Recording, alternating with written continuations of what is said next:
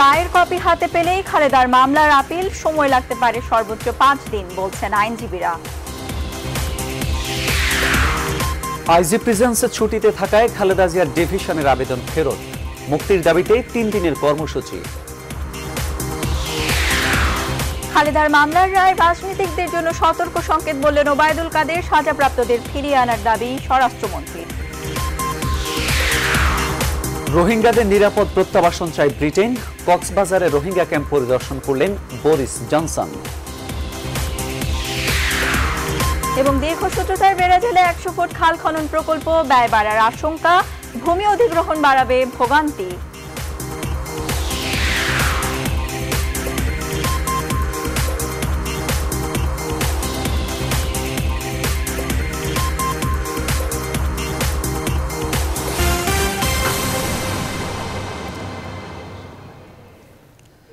স্বাগত নিউজ 24 সংবাদে। আপনাদের সাথে আছে মামুন উর রশিদ এবং আমি সানজিদা ইসলাম। দেখছিলেন শরিয়া ভিত্তিক ইউনিয়ন ব্যাংক লিমিটেড সংবাদ শিরোনাম।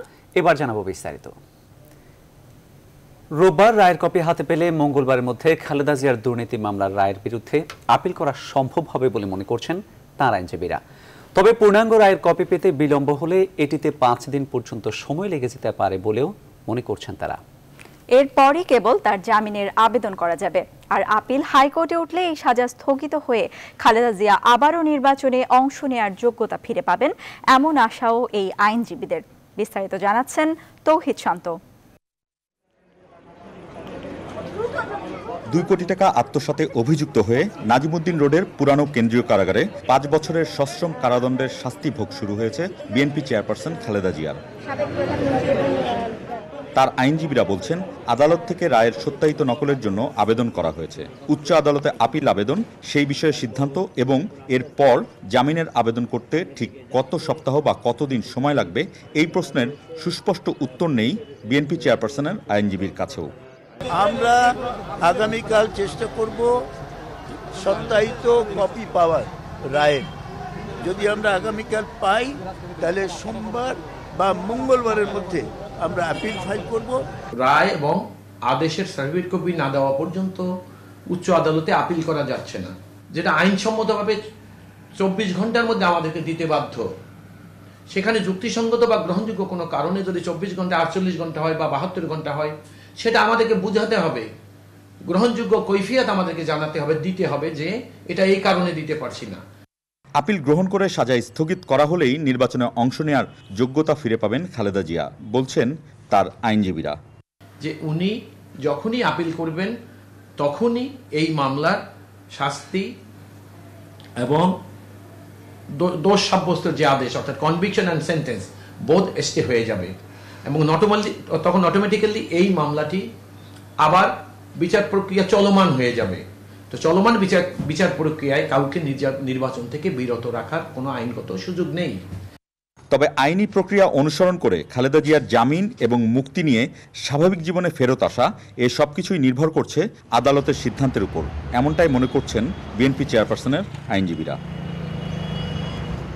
তৌহিদ শান্ত, নিউজ 24, ঢাকা। দুর্নীতির দায়ে দণ্ডিত বিএনপি চেয়ারপারসন ও সাবেক প্রধানমন্ত্রী খালেদা জিয়াকে এখনও কারাগারে ডিভিশন সুবিধা দেওয়া হয়নি বলে অভিযোগ করেছেন তার আইনজীবী ও দলের স্থায়ী কমিটির সদস্য মওদুদ আহমেদ। তাকে এখনও সাধারণ কয়েদির মতো রাখা হয়েছে বলে মন্তব্য তার। বিকেলে ঢাকার নাজিমুদ্দিন রোডের সাবেক কেন্দ্রীয় কারাগারে খালেদা জিয়ার সঙ্গে দেখা করে তিনি এসব কথা বলেন। এদিকে আইজি প্রেজেন্স ছুটিতে থাকায় শনিবার খালেদা জিয়ার ডিভিশনের আবেদন ফিরিয়ে দেয় কারা কর্তৃপক্ষ। আরো জানাচ্ছেন মুখ অন্ধকার। জিয়া অরফানেজ ট্রাস্ট দুর্নীতি মামলায় সাজাপ্রাপ্ত বিএনপি চেয়ারপারসন বেগম খালেদা জিয়াকে রাখা হয়েছে নাজিমুদ্দিন রোডের সাবেক কেন্দ্রীয় কারাগারে। কারাগার ঘিরে আজও ছিল কঠোর নিরাপত্তা বলয়। দুপুরে নিরাপত্তা বেষ্টনী পার হয়ে 4 জন আইনজীবী আসেন খালেদা জিয়ার সঙ্গে দেখা করতে। তবে তাদের কাছে অনুমতিপত্র না থাকায় ভেতরে যেতে দেয়নি কারা কর্তৃপক্ষ। বিকেলে অনুমতি নিয়ে 5 আইনজীবী আসেন খালেদা জিয়ার সঙ্গে দেখা করতে। ঘণ্টাখানেক সময় নিয়ে তারা আলাপ করেন বিএনপি নেত্রীর সঙ্গে। বেরিয়ে যাওয়ার সময় কথা হয় গণমাধ্যমের সঙ্গে। সাবেক প্রধানমন্ত্রী হওয়া সত্ত্বেও বিএনপি নেত্রীকে সাধারণ কয়েদিদের মতো রাখা হয়েছে বলে অভিযোগ করেন আইনজীবীরা। 2006 সালে যে অ্যামেন্ডমেন্ট হয়েছে সেখানে 3টা ক্যাটাগরিতে তিনি ডিভিশন পাওয়ার যোগ্য। একটি হলো তিনি আগে সাবেক প্রধানমন্ত্রী ছিলেন, দ্বিতীয় হলো তিনি সংসদ সদস্য ছিলেন, আর তৃতীয় হলো তিনি একটি রাজনৈতিক দলের প্রধান। এর মধ্যে যারাই থাকবে তারা অটোমেটিক্যালি তারা ডিভিশন পাবে। তাদের জন্য কোর্টে কোনো দরখাস্তের প্রয়োজন নাই, কারো কাছে যেতে হবে না। কিন্তু আজকে জেল অথরিটি এটা দিতে পারে, কিন্তু আজকে আলাপ করে দেখলাম যে তারা এই নিয়ম ভঙ্গ করে এবং জেল কোর্টকে অমান্য করে আজকে তাকে একজন সাধারণ কয়েদি হিসেবে রেখেছে। বিএনপি নেত্রী মানসিকভাবে দৃঢ় আছেন জানিয়ে আইনজীবীরা বলেন শিগগিরই তারা আপিল করতে যাচ্ছেন। আগামীকাল চেষ্টা করব সত্যায়িত কপি পাওয়ার রায়ের। যদি আমরা আগামীকাল পাই তাহলে সোমবার বা মঙ্গলবারের মধ্যে আমরা অ্যাপিল ফাইল করব এবং অ্যাপিল অ্যাডমিশন হওয়ার সাথে সাথেই আমরা জামিনের দরখাস্ত রেডি রাখবো, তখন আমরা জামিনের জন্য। এদিকে কারাসূত্রে জানা গেছে খালেদা জিয়া শারীরিকভাবে ভালো আছেন এবং ঠিকমতোই খাওয়া দাওয়া করছেন। অ্যামেন্ডেড জেল কোডে। Sultan Ahmed, news 24, Dhaka. BNP chairperson Begum Khaleda জিয়ার রায় দেশের দুর্নীতিবাজ রাজনীতিকদের জন্য সতর্ক বার্তা বলে মন্তব্য করেছেন আওয়ামী লীগ সাধারণ সম্পাদক এবং সড়ক পরিবহন ও সেতুমন্ত্রী ওবায়দুল কাদের। আর আদালতের সাজাপ্রাপ্তদের দেশে ফিরিয়ে এনে দণ্ড কার্যকর করার দাবি জানিয়েছেন স্বরাষ্ট্রমন্ত্রী আসাদুজ্জামান খান কামাল। পৃথক পৃথক অনুষ্ঠানে তারা এসব কথা বলেন। আরও জানাচ্ছেন তৌফিক মাহমুদ মুন্না।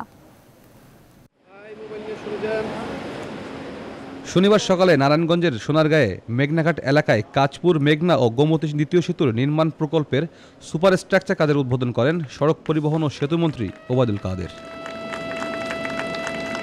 এ সময় তিনি বলেন, বেগম জিয়ার মামলার রায় দুর্নীতিবাজ রাজনীতিকদের জন্য সতর্কবার্তা। দুর্নীতির বিরুদ্ধে আদালত যে রায়টি দিলেন, এই রায় বাংলাদেশের দুর্নীতি প্রবণ রাজনীতিকদের জন্য সতর্কবার্তা। এদিকে বিকেলে রাজধানীর ধানমন্ডির 32 নম্বরে ঢাকা মহানগর উত্তর ছাত্রলীগ বিক্ষোভ সমাবেশ করে। এতে প্রধান অতিথির বক্তব্যে স্বরাষ্ট্রমন্ত্রী আসাদুজ্জামান খান কামাল বলেন, দূতাবাসে হামলাকারীদের আইনের আওতায় নিয়ে আসা হবে। যে কোনো মূল্যে এই যারা এই ঘটনা ঘটিয়েছে তাদের আইনের মুখোমুখি হতে হবে। যারা দুষ্কৃতিকারী, যারা শাস্তি অলরেডি আমাদের বাংলাদেশের আদালত কর্তৃক শাস্তি দণ্ডপ্রাপ্ত হয়েছেন, তাদের অবিলম্বে তাদেরকে এখানে এসে তাদের যাতে দণ্ড কার্যকর করা হয়, এটাই তাদের আজকের তাদের দাবি। এটাই আমি এই দাবির সঙ্গে একত্রতা ঘোষণা করে জনবিচ্ছিন্ন হওয়ার কারণে বিএনপির কোনো কর্মসূচি সফল হচ্ছে না বলে মন্তব্য করেন স্বরাষ্ট্রমন্ত্রী। তৌফিক মাহমুদ মুন্না, নিউজ 24, ঢাকা। রায় নিয়ে উত্তেজনা সৃষ্টি না করে নির্বাচনের জন্য প্রস্তুতি নিতে বিএনপির প্রতি আহ্বান জানিয়েছেন আওয়ামী লীগ প্রেসিডিয়াম সদস্য ও স্বাস্থ্যমন্ত্রী মোহাম্মদ নাসিম। শনিবার দুপুরে জাতীয় প্রেস ক্লাবে সুরঞ্জিত সেনগুপ্তের প্রথম মৃত্যুবার্ষিকী উপলক্ষে এক আলোচনা সভায় তিনি কথা বলেন। কোনো লাভ হবে না, বরঞ্চ বলতে চাই নির্বাচনে আসতে হবে সবাইকে, এবং আমি বিশ্বাস করি সবাই নির্বাচনে আসবে এবং কাউকে নির্বাচনের বাইরে গিয়ে আমরা নির্বাচন করবো না, করতে চাই না। নির্বাচন করার অধিকার সবারই আছে, সবাই নির্বাচন অংশগ্রহণ করবে, কাউকে বাদ দেওয়ার আমরা কোনো চিন্তা ভাবনা করি না। জনগণ রায় দিয়ে বলবে কারো সঠিক আছে এবং কারো সঠিক ছিল। জনগণের রায়ের উপর আমাদের নির্ভর করতে হবে। আবারও খালেদা জিয়া প্রসঙ্গ। এদিকে খালেদা জিয়ার মুক্তির দাবিতে দলীয় কার্যালয়ের সামনে থেকে আগের দিনের মতো মিছিল বের করে বিএনপি। শনিবার দুপুরে এই মিছিলের নেতৃত্বে ছিলেন দলের স্থায়ী কমিটির সদস্য মির্জা আব্বাস, ভাইস চেয়ারম্যান বরকতুল্লাহ বুলু এবং চেয়ারপারসনের উপদেষ্টা পরিষদের সদস্য জয়নাল আবেদিন ফারুক। নয়াপল্টন থেকে শুরু হয়ে মিছিলটি ফকিরাপুলের কাছে গেলে পুলিশের ধাওয়ায় ছত্রভঙ্গ হয়ে যায়। মিছিলটি ফকিরাপুল পানির ট্যাঙ্কের কাছে গেলে হাজার খানেক নেতাকর্মী এই মিছিলে যোগ দেন। মিছিলটি কিছু দূর এগোনোর পর পুলিশ বেশ কয়েকজনকে আটক করে। এদিকে একই সময়ে বিজয়নগর থেকে আরেকটি মিছিল বের হলে সেখান থেকে নগর বিএনপি নেতা নবিউল্লাহ নবী সহ 9 জনকে গ্রেপ্তার করে পুলিশ। জিয়া এতিমখানা ট্রাস্ট দুর্নীতি মামলায় বিএনপি চেয়ারপারসনকে 5 বছরের সাজা দেওয়ার প্রতিবাদে বিএনপি শুক্র ও শনিবার বিক্ষোভ কর্মসূচি পালন করে। বিক্ষোভ চলাকালে রাস্তা বন্ধ করার উপক্রম হয় তখন আমরা আটক করি। তো এটা এক্সাক্ট সংখ্যাটা এখনো বলতে পারছি না, 8-9 জনের মতো হবে। অন্যদিকে খালেদা জিয়ার মুক্তির দাবিতে 3 দিনের কর্মসূচি ঘোষণা করেছে বিএনপি। শনিবার বিকেলে নয়াপল্টনে দলের কেন্দ্রীয় কার্যালয়ে সংবাদ সম্মেলনে নতুন কর্মসূচি ঘোষণা করেন বিএনপির সিনিয়র যুগ্ম মহাসচিব রুহুল কবির রিজভী। এ সময় তিনি সারা দেশ থেকে প্রায় 4200 শতাধিক নেতাকর্মীকে গ্রেপ্তার করা হয়েছে বলেও দাবি করেন। প্রতিহিংসার বিচারের রায়ের প্রতিবাদে এবং বিএনপির চেয়ারপারসনের মুক্তির দাবিতে সোমবার মানববন্ধন, মঙ্গলবার অবস্থান ধর্মঘট এবং বুধবার অনশন কর্মসূচি। 9টা থেকে 5টা অনশন। এদিকে বিএনপি চেয়ারপারসনের গুলশান কার্যালয়ে বিএনপির ভাইস চেয়ারম্যান, উপদেষ্টা ও যুগ্ম মহাসচিবদের সঙ্গে স্থায়ী কমিটির বৈঠক কিছুক্ষণের মধ্যে শুরু হবে। রোহিঙ্গাদের মানবিক সহযোগিতার পাশাপাশি নিরাপদ ও মর্যাদাপূর্ণ প্রত্যাবাসনে বাংলাদেশ সরকারের সঙ্গে এক হয়ে কাজ করবে যুক্তরাজ্য। কক্সবাজারে রোহিঙ্গা ক্যাম্প পরিদর্শন শেষে একথা জানান ব্রিটেনের পররাষ্ট্রমন্ত্রী বরিস জনসন। রোহিঙ্গাদের জন্য এ পর্যন্ত যুক্তরাজ্য 60 বিলিয়ন পাউন্ড সহযোগিতার ব্যবস্থা করেছে বলেও জানান তিনি। কক্সবাজার প্রতিনিধি ইসমত আরাইশুর তথ্যচিত্রে লাকমিনা জেসমিন সোমার প্রতিবেদন। দুদিনের সফরে ঢাকা এসে ব্যস্ত সময় কাটিয়ে গেলেন যুক্তরাজ্যের পররাষ্ট্রমন্ত্রী বরিস জনসন। সফরের দ্বিতীয় দিনে শনিবার দুপুরে কক্সবাজারে রোহিঙ্গা ক্যাম্প পরিদর্শনে যান তিনি। সঙ্গে ছিলেন বাংলাদেশের পররাষ্ট্র প্রতিমন্ত্রী শাহরিয়ার আলম এবং ঢাকায় নিযুক্ত British high commissioner Alison Blake সহ অন্যান্যরা। দুপুর 1টার দিকে উখিয়ার কুতুপালং সংলগ্ন ঘুমধুম ট্রানজিট ক্যাম্প পরিদর্শন করেন জনসন। এ সময় সদ্য আসা রোহিঙ্গাদের সঙ্গে কথা বলেন ব্রিটিশ পররাষ্ট্রমন্ত্রী। রোহিঙ্গারা তার কাছে মিয়ানমারের সংঘটিত নির্যাতন নিপীড়নের বর্ণনা তুলে ধরেন। পরে বালুখালী ক্যাম্পে যান বরিস জনসন। সেখানে ইউএনএইচসিআর ও আইওএম সহ বিভিন্ন আন্তর্জাতিক সংস্থার কার্যক্রম পরিদর্শন করেন। এ সময় সংশ্লিষ্ট কর্মকর্তাদের সাথে কথা বলেন তিনি।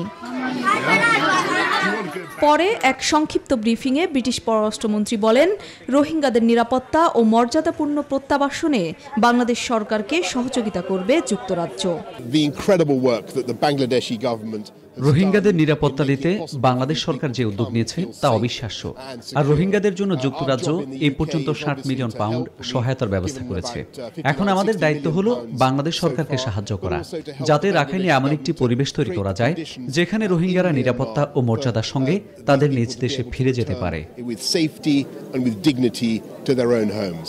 রোহিঙ্গা ইস্যুতে মিয়ানমার সরকারের সাথে আলোচনার জন্য দুপুরেই মিয়ানমারের উদ্দেশ্যে কক্সবাজার ছাড়েন ব্রিটিশ পররাষ্ট্রমন্ত্রী Boris Johnson. লাকমিনা jasmine Soma, news 24, Dhaka. দীর্ঘসূত্রিতার বেড়াজালে এবার 100 ফুট খাল খনন প্রকল্প। কুড়িল থেকে বালু নদী পর্যন্ত এই খাল খননের সাথে নতুন নতুন সংযোজন আর ডিটেইল এরিয়া প্ল্যানের সাথে সংযুক্তি বাড়াবে প্রকল্প ব্যয়।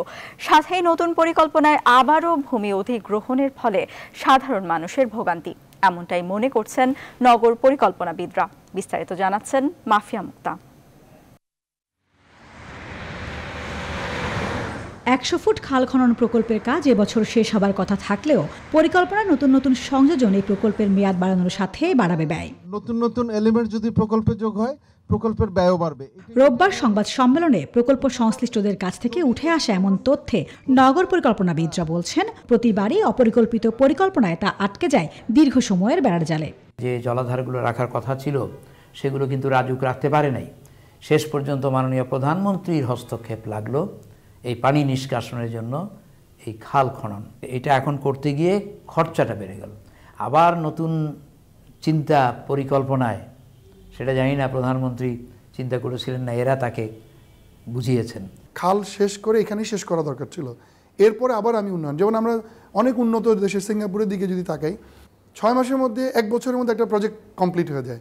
এরপর আবার 2 বছর পর ওই প্রজেক্টটি আবার নতুন একটা হয়তো এডিশন প্লাগ ইন করছে। নতুন নকশার দীর্ঘমেয়াদী পরিকল্পনায় প্রকল্পকে যুক্ত করা হয়েছে ডিটেল এরিয়া প্ল্যানের সাথে, যা এই প্রকল্পের সুফল থেকে সাধারণ মানুষকে বঞ্চিত করবে কিনা সে বিষয়েও উদ্বেগ আছে নগর পরিকল্পনাবিদদের। ড্যাপ অনেক বিস্তৃত একটা ব্যাপার, 300 ফিট একটা অতি ক্ষুদ্র একটা বিষয়, এই দুইটার সাথে আসলে কিভাবে সংযুক্তি হচ্ছে আমি জানি না, বাট আমি এখনও বলবো যে এই প্রকল্পটা শেষ করা দরকার। উন্নয়নে যেন সাধারণ মানুষের ক্ষতি না হয় বা খুব কম হয়। চলমান প্রকল্পের নকশায় নানামুখী পরিবর্তন আনা সহ দীর্ঘ পরিকল্পনা কতটা জনবান্ধব হবে তাও গুরুত্বের সাথে ভেবে দেখার কথা বলছেন তারা।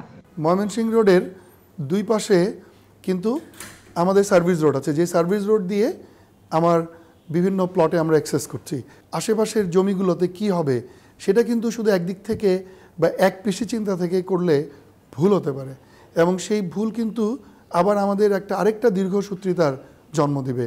4 লেনকে 6 লেন ইত্যাদি করবে, তো তার পাশে তো আবার সার্ভিস লেন থাকতেই হবে, হ্যাঁ, এবং উত্তর থেকে দক্ষিণে পারাপারের জন্য ব্রিজ থাকবে অথবা লুপ থাকবে, কিছু একটা থাকবে। আবার যদি মনে করে না আবার আমরা ফ্লাইওভার দিয়ে করব, এটা আবার ঠিক হবে না। গণপরিবহন ব্যবস্থাটা সবার উপরে গুরুত্ব দিয়ে এই চিন্তাটা করা হয়। নগর উন্নয়নে দীর্ঘ নয়, ছোট ছোট ভাগে প্রকল্প বাস্তবায়নের কথাও বলছেন নগর পরিকল্পনাবিদরা। এই প্রকল্পের কাজ শুরু হয় গেল বছরের জুলাইতে, আর শেষ হওয়ার কথা ছিল চলতি বছরের আগস্টে। প্ল্যানটা দেখে মনে হয় সবাইকে ঢাকায়। মাফিয়া মুক্তা, নিউজ 24, ঢাকা। নিউজ 24 সংবাদের এ পর্যায়ে নিচ্ছে বিরতি। ফিরছি আরো খবর নিয়ে, সাথেই থাকুন।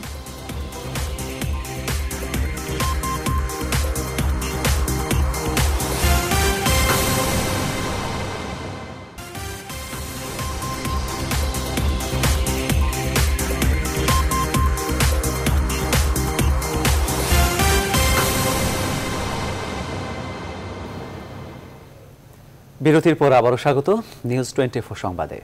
এবারে ভাষার মাস নিয়ে আমাদের বিশেষ আয়োজন মোদের গরব মোদের আশা।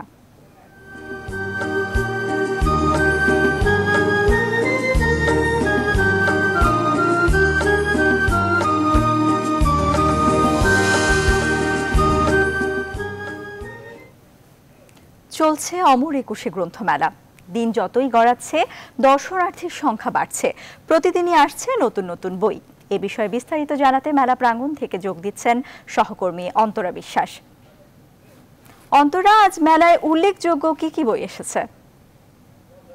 আজকে উল্লেখযোগ্য বইয়ের মধ্যে বেশ কয়েকজন লেখকের নতুন বই এসেছে এবং সব মিলিয়ে বইয়ের সংখ্যা দাঁড়িয়েছে 1363-তে এবং আজকে প্রায় 250-র মতো বই এসেছে। এবং মোহাম্মদ জাফর ইকবালের একটি বই এসেছে, যেটি আসলে একদম আজকেই এসেছে সেটি নয়, তিনিও আজকে এসেছিলেন। তার সেই লেখাটিকে নিয়ে বেশ ভালো ধরনের এক ধরনের তোড়জোড় দেখা যাচ্ছে। যারা পাঠক রয়েছেন, বইপ্রেমী রয়েছেন, যারা সায়েন্স ফিকশন পড়তে পছন্দ করেন, তাদের মধ্যে আমরা দেখতে পেয়েছি। এছাড়াও আনিসুল হকের একটি বই এসেছে এবং সেই সাথে সেলিনা হোসেনের 2টি বই এসেছে, উপন্যাস এসেছে। আজকের দিনে বিশেষ বই বলতে এগুলোই। এছাড়াও সিরাজুল ইসলাম চৌধুরীরও একটি বই এসেছে। এর বাইরে আসলে মুক্তিযুদ্ধ ভিত্তিক বেশ কয়েকটি বই এসেছে বেশ কিছু স্টল থেকে। আর শিশুদের যে বইগুলো, সেগুলো আসলে ঠিক আজকে আসছে বলা যায় না, সেগুলো আসলে বিভিন্ন দিনেই আসলে আসছে। একদম আজকের জন্যই যদি বলা হয় তাহলে কিছু নতুন লেখকের বই এসেছে, যে বইগুলো আসলে আমরা দেখতে পেয়েছি। এছাড়াও আপনাকে আরেকটি বিষয় জানাতে চাই যে আজকে হচ্ছে দ্বিতীয় শনিবার এই বইমেলার এবং চতুর্থ ছুটির দিন, তো সেই হিসেবে ভিড়টা কিন্তু বেশ চোখে পড়ার মতো ছিল। আর প্রকাশক যারা রয়েছেন তারা বলছেন যে সামনের দিনগুলোতে আসলে এই ভিড় আরও বেশি বাড়বে এবং সামনের দিনগুলোতে আরও কিছু নতুন নতুন বই আসবে, যেগুলো আসলে এখনো অপেক্ষায় রয়েছে। এই ছিল আমার কাছে এখান থেকে সর্বশেষ খবর। অন্তরা, আপনাকে ধন্যবাদ। দর্শক, অমর 21 গ্রন্থমেলা থেকে নতুন বইয়ের খবরাখবর জানাচ্ছিলেন সহকর্মী অন্তরা বিশ্বাস। এবার ফার্স্ট সিকিউরিটি ইসলামী ব্যাংক অর্থ বাণিজ্যের সংবাদ।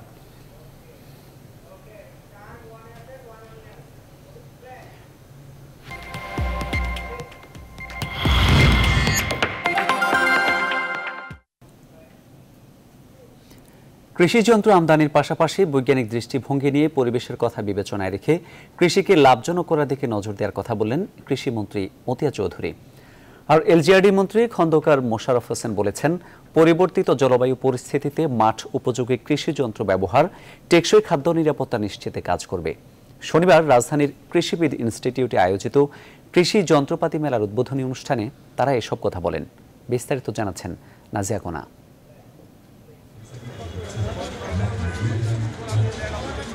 দেশে প্রথমবারের মতো শুরু হয়েছে 3 দিনব্যাপী জাতীয় কৃষি যন্ত্রপাতি মেলা। রাজধানীর ফার্মগেটের কৃষিবিদ ইনস্টিটিউটে কৃষি যন্ত্রপাতি ব্যবহারে অর্থ, শ্রম, সময় বাঁচবে এই প্রতিপাদ্যে মেলার উদ্বোধন করেন এলজিআরডি মন্ত্রী খন্দকার মোশাররফ হোসেন ও কৃষিমন্ত্রী মতিয়া চৌধুরী। এর আগে মেলার উদ্বোধনী অনুষ্ঠানে কৃষিমন্ত্রী মতিয়া চৌধুরী আমদানিকারকদের মানসম্মত কৃষি যন্ত্র আমদানির উপর জোর দেন। একই সাথে মন্ত্রী জানান, হাওড় অঞ্চলে কৃষি যন্ত্রপাতিতে 70% ও অন্যান্য এলাকায় 50% ভর্তুকির কথা। ছোট যন্ত্র কিন্তু এফিশিয়েন্টলি কাজ করবে, দ্রুততার সঙ্গে কাজ করবে।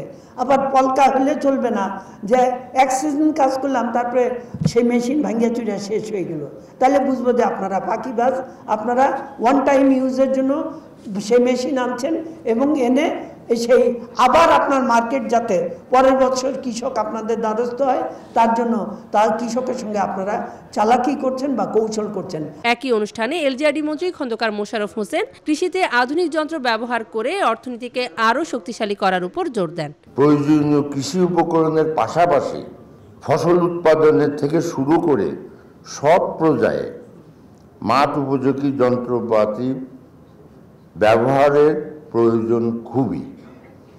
এটা নিশ্চিত করা না গেলে টেকসই খাদ্য নিরাপত্তা নিশ্চিত করা যাবে না। অনুষ্ঠানে বক্তারা এই খাতে দক্ষ জনবলের অভাব রয়েছে বলে অভিযোগ করেন। তবে ভবিষ্যতের শিক্ষিত কৃষক এবং কৃষি খাতের প্রবৃদ্ধি ধরে রাখার জন্য কৃষি যন্ত্রপাতি মেলা গুরুত্বপূর্ণ ভূমিকা রাখবে বলে মনে করেন। আধুনিক করলে এ খাত দেশের সার্বিক অর্থনীতিতে আরও বেশি ভূমিকা। নাজিয়া কণা, নিউজ 24, ঢাকা।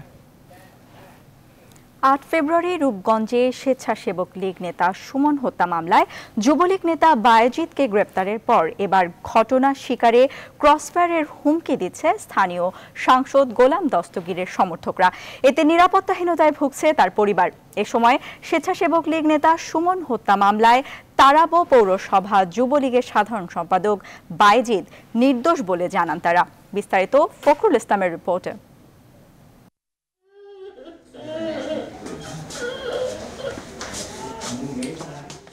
গত 8 ফেব্রুয়ারি কাঞ্চন ব্রিজ এলাকায় স্থানীয় সংসদ সদস্য গাজী গোলাম দস্তগীরের গ্রুপ ও উপজেলা আওয়ামী লীগ নেতা রফিকুল ইসলামের গ্রুপের মধ্যে সংঘর্ষে পুলিশের টিয়ারশেল ও রাবার বুলেটে আহত হয়ে হাসপাতালে মারা যায় স্থানীয় স্বেচ্ছাসেবক লীগ কর্মী সুমন মিয়া।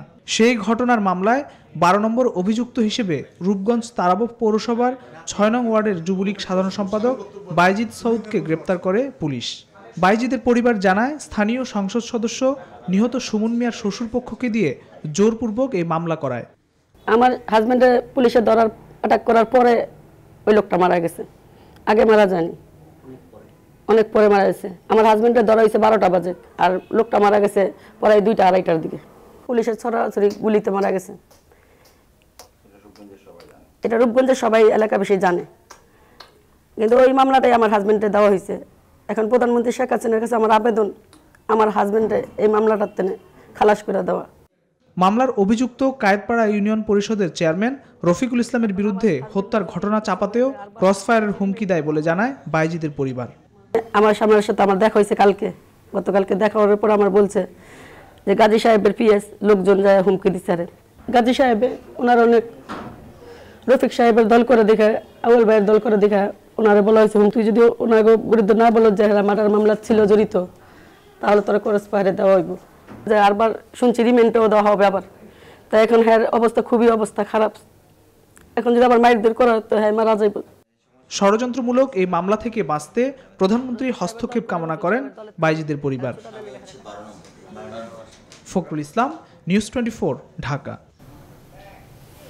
নিউজ 24 সংবাদের এই পর্যায়ে নিচ্ছে আবারও বিরতি। ফিরছি শিগগিরই, সাথেই থাকুন।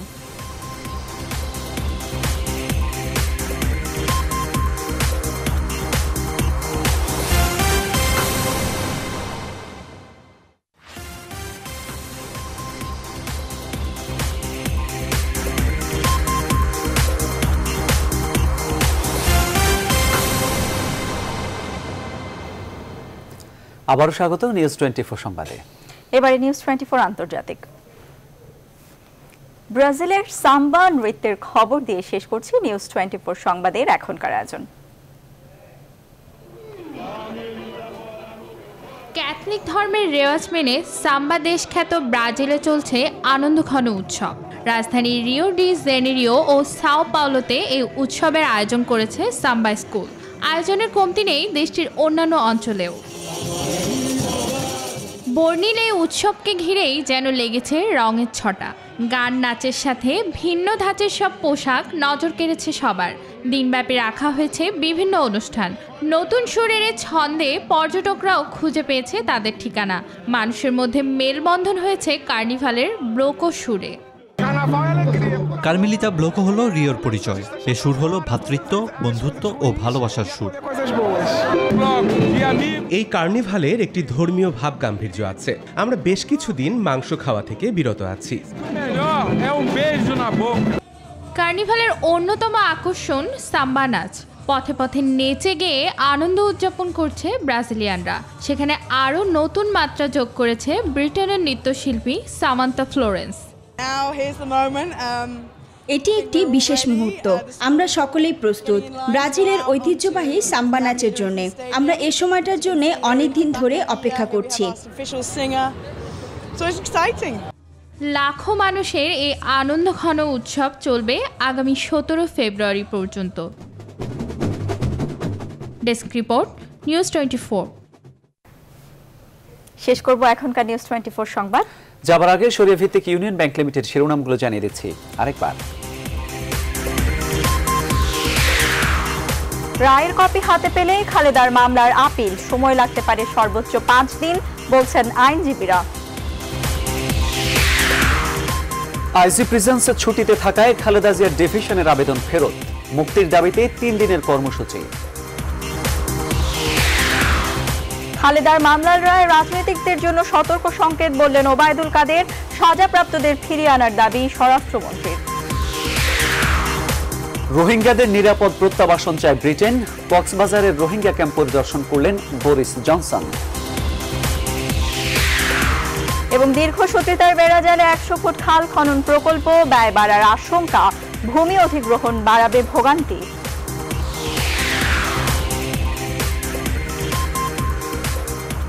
নিউজ 24 সংবাদ এখনই পর্যন্তই। এরপর দেখবেন নিউজ 24 স্পোর্টস। সঙ্গে থাকার জন্য সবাইকে ধন্যবাদ।